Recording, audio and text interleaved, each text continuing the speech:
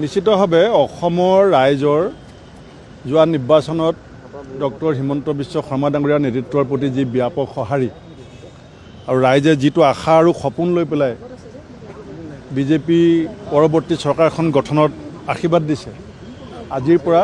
সেই পথটো তীব্ৰতৰ হ'ব আৰু আমি অত্যন্ত আশাবাদী যে অসমৰ ৰাইজৰ যিটো মনৰ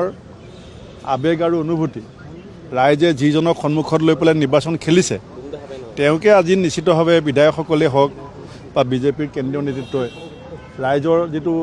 মহা অনুভৱ সেইটো ইয়াতে প্ৰতিধ্বনিত হ'ব। কেৱল আনুষ্ঠানিকতাহে বাকী, গতিকে বিৰোধী কংগ্ৰেছৰ বৰ্তমানৰ যিটো স্থিতি কেৱল 18খন আসনতেই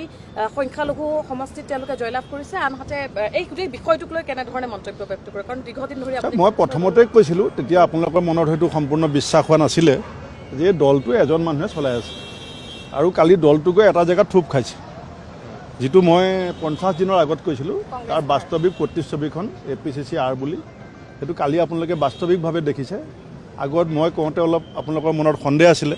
কালিৰ পৰা নিশ্চয় আপোনালোকৰ মনতো হওক বা অসমৰ ৰাইজৰ মনতো হওক মই যিটো কথা কৈছিলোঁ সেই সন্দেহটো নাইকিয়া হৈছে।